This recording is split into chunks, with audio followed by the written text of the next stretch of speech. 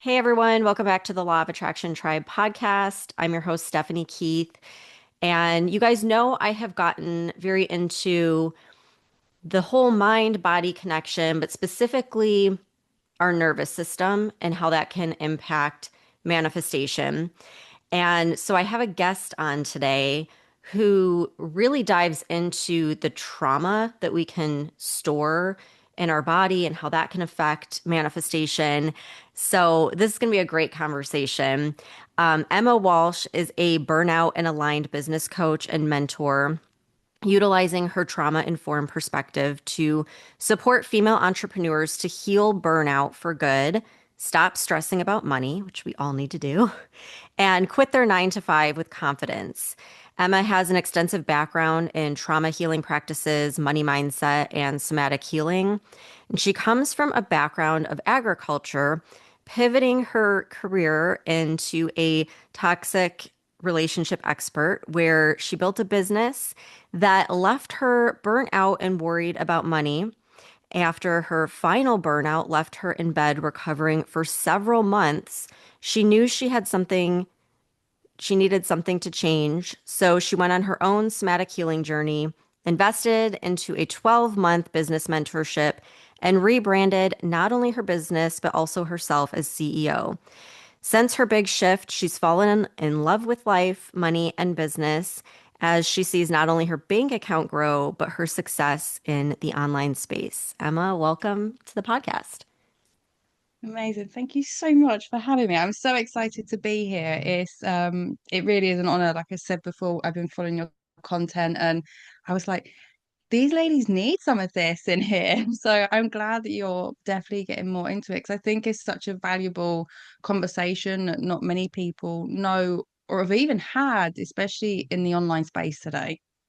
Yeah, no, I agree completely. And I think it's helpful too, hearing from people who have experienced different life events, different trauma, different wounds, because you can speak uniquely on those things. And you and I had talked a little bit back and forth before, we had decided to do the podcast. And I was just intrigued. Like, that's a lot to unpack what has happened and how you've gotten to this point. So maybe you can walk us through that a little bit of what that looked like, because it sounds like it got pretty bad where you were in bed for months. Like what all played out and how did you get to doing this work? Yeah, well, it's been a journey. Like I'm not gonna deny that it's a journey that sometimes you feel like it's never gonna end. And I think that's where it's become very much a lifestyle. And like I say, I was in agriculture. I was a tractor driver. I was very, very good at my job. But what I found being in the job that I was experiencing very, very low periods of my life. Like my parents were divorcing. I felt like I could work 18 hours a day, but would get to the end of the month and I'd have no money and I had rent to pay. And back then, it felt much like, why is all this happening to me? I didn't know anything about trauma, generational trauma, or business or life. It was just like, I work 18 hours a day.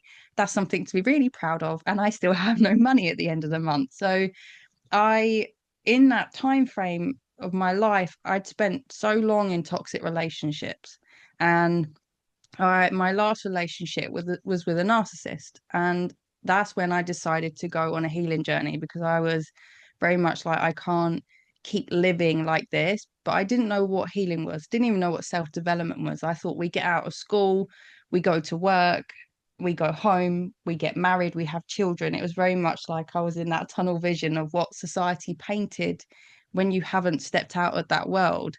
And I built this business and it was like I was so urgent to get it going. It was like I was so desperate to get it going. And I think when we step into the online space, we're very much promised a get quick rich scheme. Like especially 2 3 years ago when I first started, it was very much like a you get quick rich. Like you'll go from being a broke person to a multi six-figure coach in 1 to 2 years, and your whole life's going to change overnight.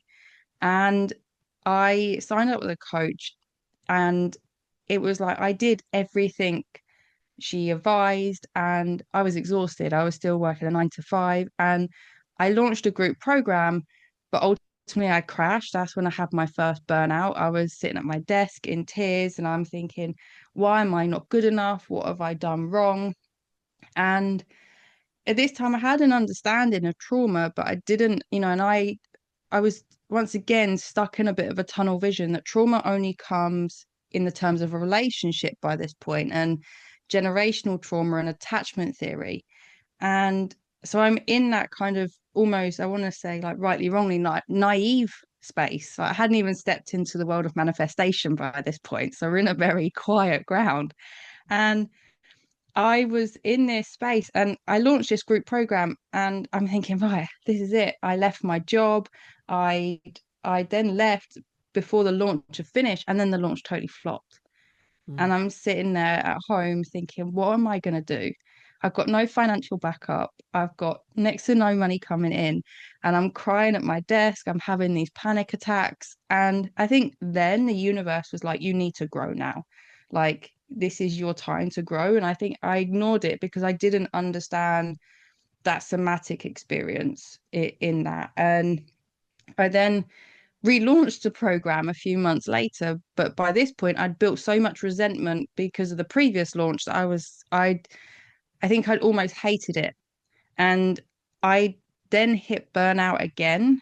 And what the reality was, I'd noticed it after that I'd run up to a launch and I'd be so stressed out about what I was creating, how I was going to sell it, and that I would then wind myself up so much that I would then burn out. And I'd hit this final burnout, and I was like, just why is this not working for me? I'm not unintelligent.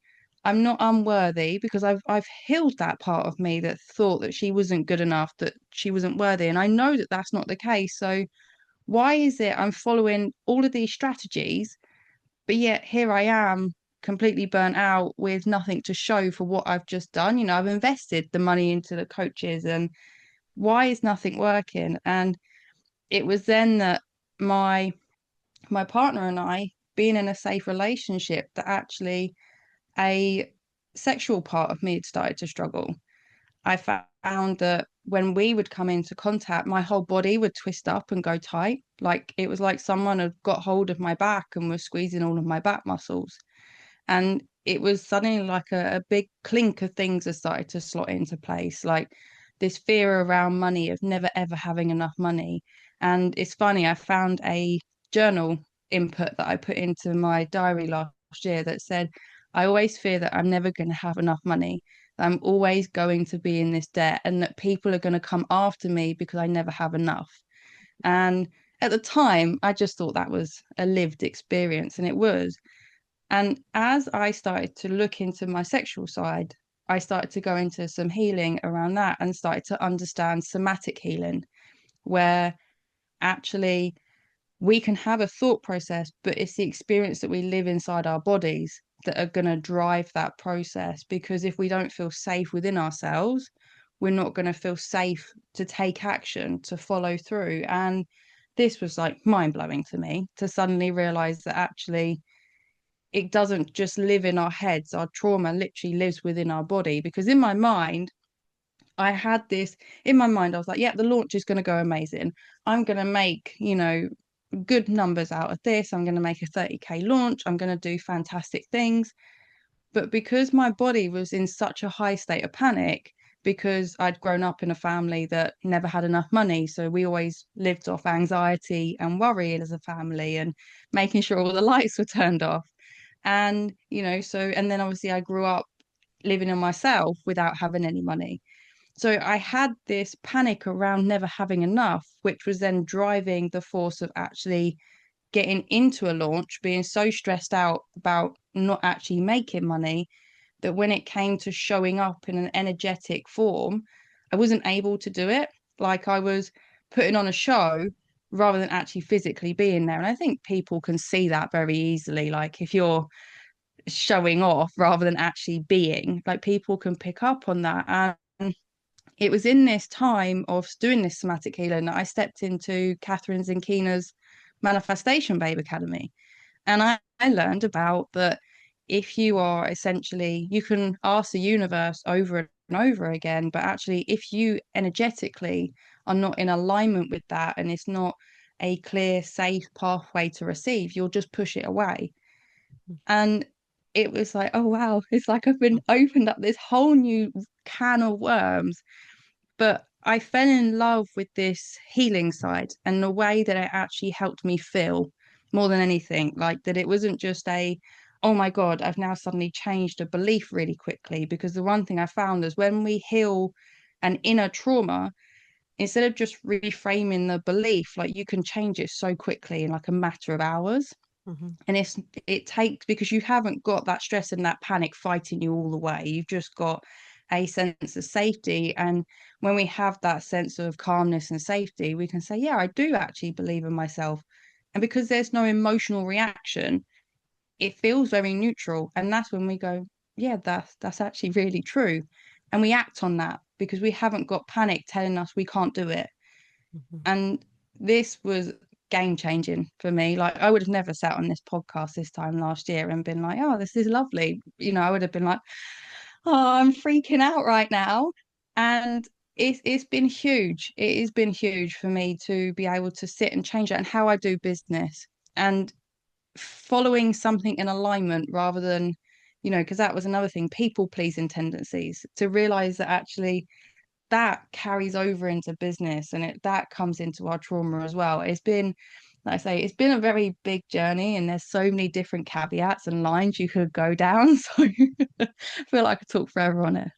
Yeah, no, it's so interesting too because you had mentioned, trauma, you kind of think automatically about a relationship, and that's something for a very long time I'm like, well, I can't talk about trauma because I didn't go through abuse or like the things that we automatically think of when we hear the word trauma, like extreme, cases. But what's often overlooked are these little things that we a lot of times are consciously unaware of that were like little bits of trauma that we experienced throughout our life. And I think a lot of it has to do with money because our society and a lot of times our parents, whoever, raised us without any ill intention or meaning to, kind of tied money to our foundation, our safety, our security. And, as a child, you kind of process that and hold it in. And as an adult, you might not even remember. But like when I started doing all this work, one of the things that I did remember was as a child, my dad would say things like, save all your pennies. You always want to save. That way you never have to worry about, losing your house or being on the streets. And as a kid, it's like you take this as like, oh my gosh, that could happen to me. And you just it ties it to like fear almost. And we hold on to that and then that can affect us decades later without even realizing it. And it sounds like a lot of that's probably what came up for you too, just things that you were conditioned as a child through our society to believe that all came to the surface when you left that steady paycheck to try to do things differently, right? Yeah, 100%. And like you touched on there, people, when we think about trauma, people think of like a car accident or like you say, abuse, but the real definitional term of trauma is an emotion that hasn't been able to fully process. So it's silly.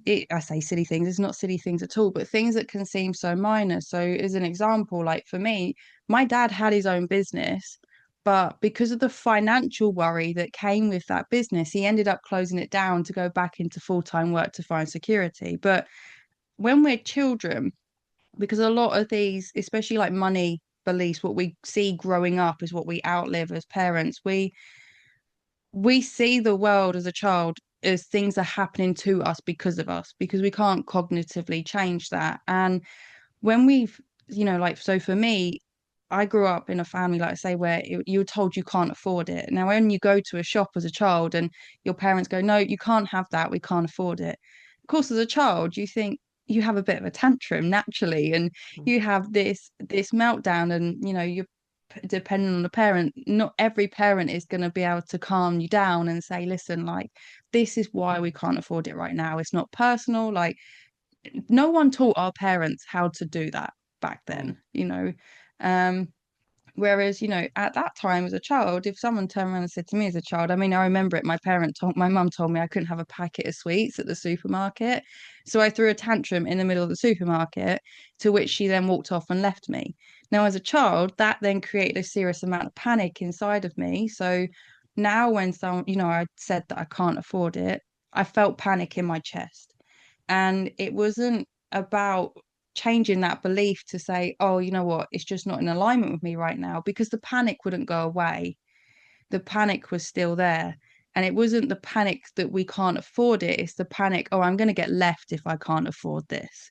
Hmm. So as an adult, I've gone through life getting out loans and things like that. So it always looks like I can afford things and I'm someone worthy being around. So I don't then have to re-experience that sense of abandonment, because that's what happens when we experience a trauma. Essentially learn how to survive and live in the world. And that's what happens. These emotions become stored within us because our bodies want to and us to remember that when we experience X, we felt Y. So if we don't have to feel Y again, we won't experience X again. So we try to prevent it by creating all these actions. But ultimately, you know, as we all know in psychology, and people will tell you, the event creates the emotion, which creates the belief, which creates the action and the thoughts. But what people don't do now, they go to the changing the belief, but they don't change the emotion that's created that belief. So although over time we can reparent and see it, we can actually change it so much quicker in the present, but just by moving that remote like emotion, just by taking out that somatic experience. And I think that has been a huge game changer. And ultimately it's not as difficult as most people think either, because it can just come from deep breathing or physical movement, because like everything around us, emotion isn't energy. It's emotion, it literally stands for energy in motion. So, in order to process an emotion, you have to release an energy, which means through physical movement, which is why people are into fitness, do it for their mental health. That's why they feel better, because that emotion's moving. Yeah. I like how you said if I don't experience X, I won't feel Y. I think that's what you said. But like in my mind, this is making so much sense. Not that we're thinking that consciously, but on a subconscious level, I think that's why so many people avoid money, like avoid looking at their bank accounts and like thinking about it because for most people growing up, money was related to things like stress and anxiety. Even if you didn't feel it as a child, you were feeling it through your parents. You can pick up on that energy. And so subconsciously, it's like, well, I don't want to feel that. So I'm just not going to look at money. And I think it's such a big thing that affects so many people. But you had mentioned how you felt that panic in your chest. So I want to dive into that a little bit. Like, what are the ways that trauma can present itself in the body? Like, how would someone know if there's something stored that they need to work on? So it shows up. You can see it in two different like elements. You can look on an external outlook. So if, say, for instance, like a freeze response, so freeze is what we call like a shutdown response, where people tend to numb out. So, like sometimes when I was, um, like looking at my money, there was two elements. So there was the element of impulse spending. Okay, so that would be that panic. I've got to get it now in case I'd never able to have it. And that was that impulse spending. It was that level of avoidance, like you just said. I don't want to go and look at my bank account. And that those two there are very much like a bit of a fight response. They're very quick, they're very panicky. We don't think about them. Whereas when we have like a freeze or shutdown response, it's very much like I've numbed out to it altogether. Like I don't, have any recollection of it. Or, if you're trying to actually follow a level of banking acknowledgement, what you're spending, But yet, whenever you sit down to do it, you find that your brain's just gone off. Like we've just completely zoned out. Like I used to end up, I'd sit to try and track all my spending on my computer, and my brain would just clock out. There would be absolutely no one home. There would be no thought process. I would feel physically tired in like an external out of nowhere. And this is your body going, oh, this isn't safe. I really need to just shut you down. Because, and the way you can tell this as well, because some people will say, well, how do you know it's not that you're just tired? Because the tiredness will be very sudden. It will be like, oh, I've been fine all day, but now I want to sit and work on my money. I'm exhausted and I need to go and have a sleep. But the minute you turn around and say to yourself, right, okay, well, I'll leave this till later, suddenly we have energy. Our brain's back on board. We can think again. And that is very much that freeze response on the external. And that fight response, once again, shows up as like that impulse buying that I need to spend this now, that on the flip side, I have to save everything the minute it comes into my bank account. Like I'm not giving myself a nice little pot. But on the internal, because this is where, we have to acknowledge this as well, it shows up in different ways. And the main one, especially with panic, especially with fear, tends to show up very much in our chest area. And if you feel into it close enough, sometimes it might not feel very sharp. So sometimes panic and fear tends to show up in like a tight chest, up into our throat, even sometimes around our jaw. But when you can sit in the silence with it even quieter, sometimes it doesn't just show up in sense of pain, but it can start to feel like our hearts are racing 1,000 miles with no real explanation. And the panic can be very quiet and the fear can also be very quiet. But that pulsing inside of us is going so quickly, and it can then start to get louder. And it can sometimes physically feel like when we sit with it that we just need to scream. And that is one way of showing. And then another way is that our muscles start to go tense and tight. And this is where the power of really just being able to sit in that space, taking some nice, quiet, deep breaths in a nice, quiet space, and just say to yourself, okay, I've worked on my money belief so much now. I can't think of one to come to mind. What's a very, very quick and common money belief? Okay, I can't save money. That used to be a very good one for me.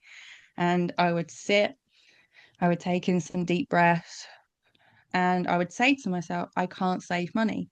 And if I didn't feel it in my chest, another thing that can feel like is happening is like your muscles start to tense in a different area. And this can be up the back of your neck, it can be between your shoulders, your physical shoulders, because whenever we're stressed, first thing that goes up is our shoulders. And you think for us to lift our shoulders, we have to tense our muscles. And that's the thing. It doesn't just happen in our head. We have a full in-body experience. And if you're someone that's living with this consistent trauma, you'll find that you're someone who has regular headaches, regular back problems, like muscle issues, hard muscles. And this is that contribution to it, because we're in such a stressful state consistently, but we can still function with it. But our body's like, I can't relax because I'm so tense. And when we can acknowledge where it is, for starters, in our bodies, like this is how we can start releasing it. Because once we know it's there, we can say, well, actually, because I can feel it, I can now start to release it and see how it's gone down. And what you'll find is that, say for instance, you believe I can't save money, and then you step into that and you feel that tightness in your chest, and you perhaps either do some physical shaking to get that energy moving, some nice big deep breaths. Like I've done a lot of hypno therapy, breath work, and my mentor, she always says, wrap your breath around the area is coming out, like someone's reaching their hand into it and pulling it out. And it's an amazing technique. And you'll breathe into it and you'll start to feel it ease. And you continue to do either that shaking or that breath until it's completely gone. And when that's completely gone, you can say to yourself, I can't save money. And there will be a voice that comes in quicker that says that's not true, or it'll be opposite, and it'll be there completely straight away. And then it's just down to you to refill that space with that reaffirming belief consistently. Mm. It's amazing. Yeah, it really is. So, are there certain methods that you prefer or that you think work better than others? Like how, if someone's listening right now and they're kind of feeling into a certain area where they're holding this, what's something that they could do like quickly to kind of release that and get rid of the tension? So if they're feeling like that tension in their chest, that kind of panicky type of emotion, like the fastest way that I've felt that is physical body shaking. And it's quite a lot of fun. Like you can pop on like even like Taylor Swift's Shake It, Shake, Shake, Shake, Mhm. and you'll physically stand and shake your whole body. And sometimes in an aggressive way. And the caveat we might find with this that our emotions can layer. So, as a child, say for instance, your family were in a space of lack financially, and it created this stress and worry and fear. But underneath that, they were angry. There was one parent angry at the other for spending too much money. It can layer because sometimes it doesn't feel safe. And I see this a lot in women that it's not safe to feel anger because we're told that it's not feminine like and we Right. have to suppress our anger. And what happens is we then have a level of we cover that with anxiety, so we have a second emotion. And what you can find is once you've released this, that level of panic through shaking is a great one, we can then start to feel rage come up, and we can feel that rage. And this is where things like rage dancing is great, or muscle tensing. And with rage dancing, you're literally it's fun in a way. You'll put like a quite a heavy metal type song on, and you'll punch the air, you'll punch a pillow, and you're physically letting your anger out into a pillow because it's a healthy way to release it. And I mean, I shut myself in my bedroom and do this and say to my partner, "Are you going to be out anytime soon? So you don't have to hear this as I'm beating this pillow." And if you've got a solid wall or like a bed frame, like get in the pillow and physically hitting that as hard as you can is always going to be a great way. And sometimes you'll just stand there and think, I need to scream. And this is where it's so important to actually scream because our inner child is like, I want to be heard. And this is where that is literally about just letting that out. But if you're on the flip side and you're finding that actually I'm not getting any feelings, because that can sometimes happen when we've been put into a state of freeze or shutdown. We don't always feel stuff in that somatic experience. We just feel that clock out. And if that's happening, this is where things like physical, gentle squeezing of the body is really beneficial. So you'll just pop your hand over your body and gently squeeze and just say to yourself, you know what, I'm safe, I'm here with me. And you can turn that into tapping because it brings a sense of experience back into the body. And it brings an awareness back into the body that actually makes the body go, oh, we are alive, we are here, and it brings that sense back. And then once you can build that on board, the other emotions start to come in and you can process those as well. Yeah, I think in our society, and especially like certain, it kind of depends on like your family too, growing up. You know, if you grew up in a family where it's not okay to be emotional, to cry, or like you said, to show rage, like that's like taboo in our society. Like people think there's something wrong with you. But as you were saying it, it was funny because it reminded me of my very first job in like right out of college in the corporate world, you know, and my first boss that I had was he was just like such a cool guy. And we were in doing a sales call with this customer that was just an asshole. Like he was just horrible. And I was, you know, just thinking, don't cry, hold it together, don't cry, you know, Yeah. because again, it's not socially acceptable, especially at work. And so we get in the car after that sales call, we close the door, and he's like, that guy was an asshole. And he just starts yelling and he starts punching the steering wheel. He's like, come on, do it with me. Punch it. It'll make you feel better. And we're just sitting there punching the steering wheel. And he's like, yell, like, get it out. And we're in the car just yelling and like punching. And then we just start dying laughing. And he's like, you have to let this stuff go because it'll drive you crazy. And so then it became kind of like a funny thing. Like if we had a call like that, like that's what we would do. We would punch the steering wheel, but it felt so good to let it out, and to not bottle it up. And I think we do that way too often. We bottle things up and we don't even realize we've bottled it up. And then years down the road, we don't understand why we have chronic neck pain or back pain or anxiety. Like for me, panic attacks. Like I would literally go to the ER thinking I was dying and it was a panic attack. And again, it's like you think, well, nothing major happened. I didn't, no one died. It's not like anything like why should I be feeling this way? But it's like all these little things that we've bottled up can just come out because it's like the pot of water that's boiling over. So, do you question for you like getting into this not knowing about it and then starting to do that? Do you find that as you do these practices, new like all of a sudden you'll remember, like certain memories will come to the surface, or maybe even a belief that you didn't even know you had, but that has been there all along, and like now it's showing its ugly head because you're releasing? Yeah, it's scary because I think, like when we when we sort of go down into these spaces of dissociation and stuff like that, and that can happen when we experience something quite traumatic, our brain can go, right, I need you to almost forget this because it's not going to be safe if you remember it. And it stores it within us. And there has been several times where I will be working through something and it just comes up and it can be quite scary and overwhelming, but I am a firm believer that your body will bring these things up when you're in a safe space to handle it.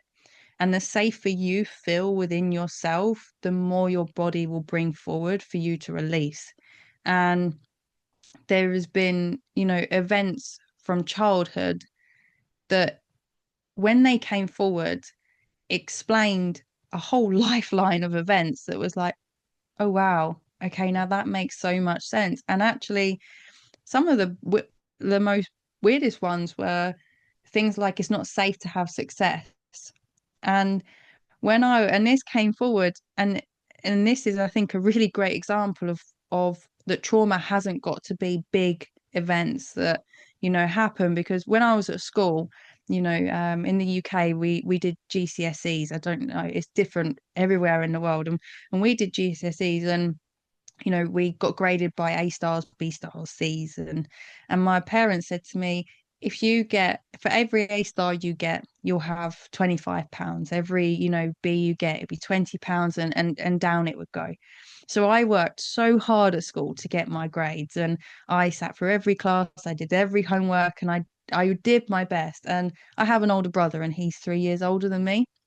And it came to my results day, and I've gone home and I'm like proud as punch because I've opened this letter up and I've got A stars, I've got B's, I've got C's, I've done so well. And I'm thinking I'm going to get home and I'm going to get all of this money for all of the hard work that I've done. And my parents are going to be so proud. And my mum opened this letter and she said to me, oh, well, you did better than your brother. And I saw his whole face drop in that moment. And it was like I carried so much shame as a from that moment to an adult. And when it came to having my business, this belief came through that you're not safe to have success, because if I have success, it will make someone else look bad, Yeah. and I'll have to carry shame for that. And that was probably one of the most unexpected ones. And of course, it tied into money as well, about Yeah. how you can't have money because when no matter how hard you work, it's never going to come through for you. And Yeah. it's the little things like that that we never think would ever affect us again, but they do. Oh, yeah. Yeah, you saying that, like it's bringing back memories for me. Very similar situation. I had a brother that was 5 years older than me.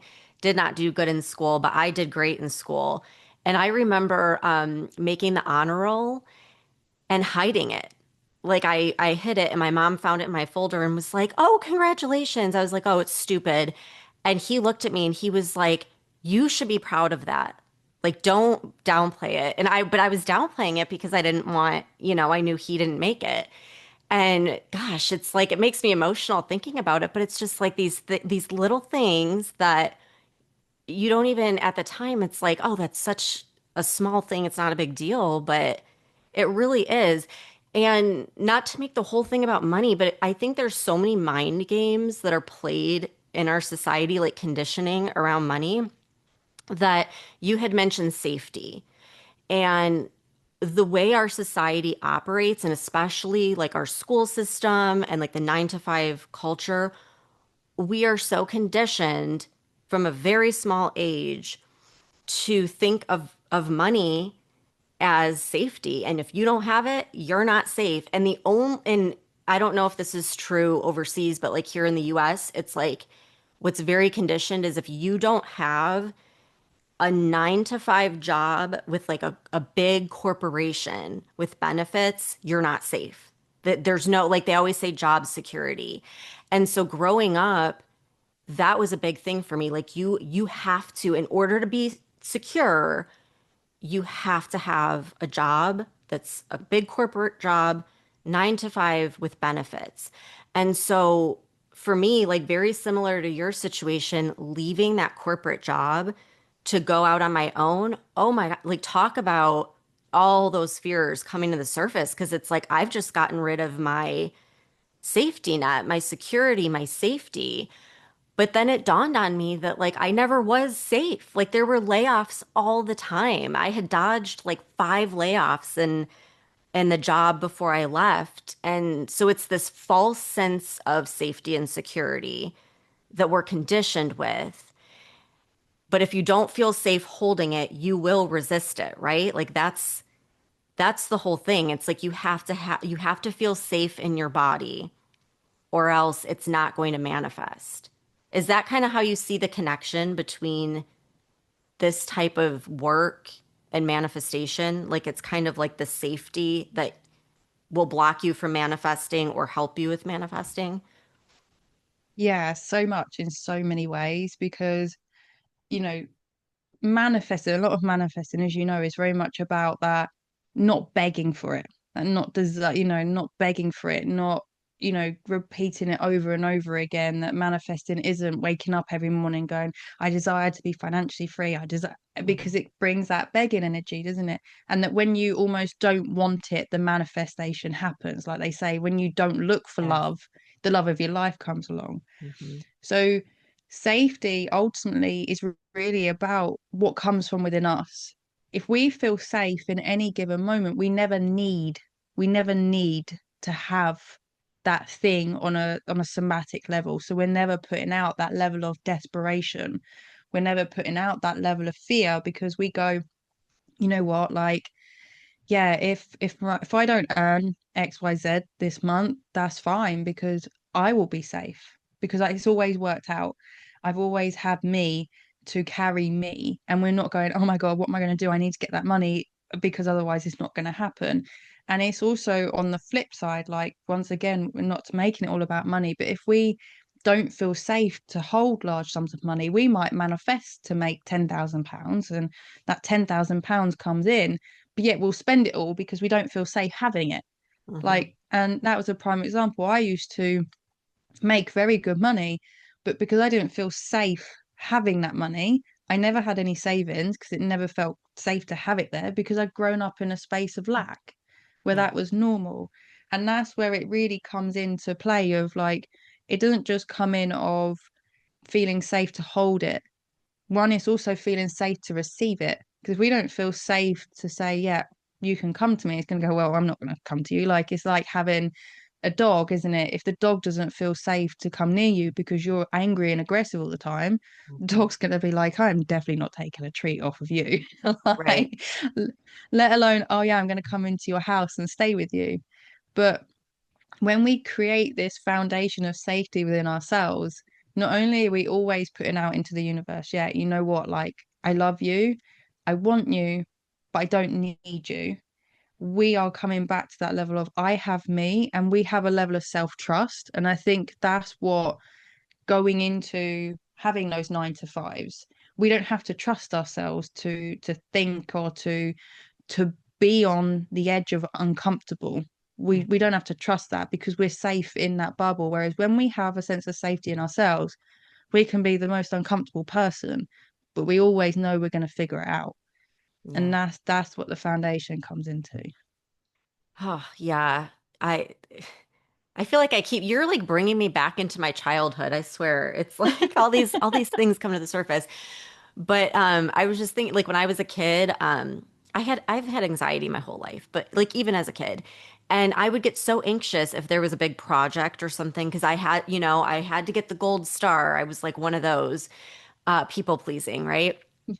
And but I remember telling myself this, and I don't know where I learned it or what, but like I just knew, and I would tell myself, stop stressing over it. You always get it done and you always get a good grade. So there's no point in worrying about it because you know you're going to do what you have to do to get it done. And, you kind of forget about these things. But once I got into my own business, and, like as a business owner, it's all over the place. It could be you could have a great month, you could have a low month, and everything in between. And I remembered that. I'm like, why haven't I been telling myself this with money? Like I always have enough. I always pay the bills. There's never been a time where I couldn't pay the bills because I always find a way and I always will find a way. And so I don't have to worry about it. And it was like that simple connection of just being like, yeah, like duh, I'm always okay. And I'll always, even if I had to go and get three jobs, I would always figure out a way to make sure I can pay the mortgage. And, it's so simple, but our mind plays so many games with us that it's like we overcomplicate things and we don't look at it. But it's true. Most people, you look through your whole life and you've always found a way. Like you're always okay. You're still here. You've survived every day of your life and you're still here. And so it's going to be okay. We just need that reminder. I feel like someone out there that's going to be listening, like, is going to need this reminder. Um, so the somatic work creates the safety in the body, and then the safety in the body allows energetically, like, it really opens you up to having it, to manifesting it. It releases that resistance that you have to whatever it is you're trying to manifest, right? Yeah, 100%. So just as an example, like away from money, like I mentioned earlier on, there was that sense of not feeling safe, intimately with my partner. And my desire was to always have this deep, loving partnership that was fully connected. And when I was able to remove that somatic, oh my God, I've got to clam up, it suddenly started to feel natural to be with him. And our relationship, our connection in our relationship deepened, our intimacy deepened. And because it was then like, this is now easy, Mhm. this is now fun. Like you actually then get to physically enjoy the moments rather than thinking, I can't cope in the moment. And that's what then allows that because ultimately if I didn't remove the blockages that I was having in my somatic experience, I wouldn't be able to have that connection with him. Mhm. And it's the same with money. If I didn't remove that fear and that panic around never having enough, I wouldn't be desperately trying to sell inside my business and putting out that pick me type of energy Yeah. and I wouldn't be like, oh my God, I need to get rid of this with that fear and that panic and that I have a standard to live up to, because that was one of the things that I was always trying to impress other people rather than impress myself, because it was like if I don't impress someone else, I'm not good enough, and that is a threat to my survival, because ultimately that's what all of this comes down to. This safety is eliminating that threat to our survival, because that's what our nervous system's in place is for. It's been there since caveman times, that we have reactions, we have emotions to react to keep us safe. And if our body's going, well, if this keeps you safe, if you clamping up keeps you safe from someone touching you, or if this panic and getting rid of all your money keeps you safe from, feeling the stress about money because you haven't got any and living in that cycle. Or if, buying all of this stuff impresses other people so you don't have to feel like you're not good enough. Well, I'm keeping you safe, I'm keeping you alive. And that's where, when we take that out, because obviously we learn, and what we have to remember is what we learn as a child no longer serves us as an adult. So the way I try to see it and support my clients in seeing it is actually we're just learning things that no longer, unlearning what no longer serves us. And that also includes that somatic experience because, like I say, once you've removed that, you can go, well, actually, I can now physically see all of the ways that this actually isn't true. Because, like you said, where you can actually start to see, okay, well, I have always been safe with money. But when we're in a state of panic, we're not thinking about how have I been safe with money in the past? We're thinking, okay, how can I become safe with money? How can I feel safe with money? How can I gather my resources so that I am safe? Whereas when we're calm, our thought process is a lot slower, our heart rate's a lot slower, and we can actually think more creatively and we can say, okay, well, yeah, how have I always been safe with money? Oh, yeah, money's always turned up 9 times out of 10 the moment before I needed it, just before. So, right when I'm on that edge of panic, then money decides to turn up. But that's the thing, when we are calm we can see the different ways, and that's where the rewiring process comes in place, because we don't ever want to just somatically heal and then be like, oh well, that's fine, I'm fixed. No, we do have to strengthen it with a rewiring process, but we have to combine the two. And that, for me, I truly hands-on believe, and I see it in my own life, I see it inside my clients' lives. Like, not only do you feel calmer as a person because you can think more creatively, you can think more productively, you can be more productive in yourself because you're not procrastinating, you're not worrying. You can do that, but because you're more open, like you say, to receive, you are more calmer. You're like, yeah, it will be amazing if it happens, but it'll be fine if it doesn't. It then does happen. We call it in. We're like, yeah, come to me, without even realizing it, because we're getting on with our life. Like, one of the biggest things to manifestation, as I'm sure you speak about a lot, is you don't, if you constantly think about it, it's not going to happen. We have to just ask for it and let it go.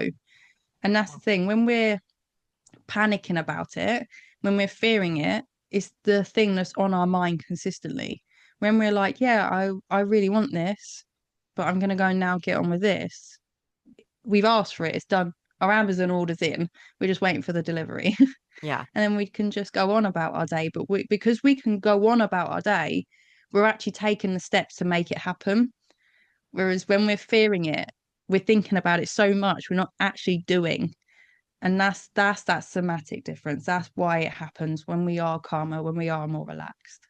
Yeah, it's like that desperation energy that just doesn't feel good. It repels the thing from you.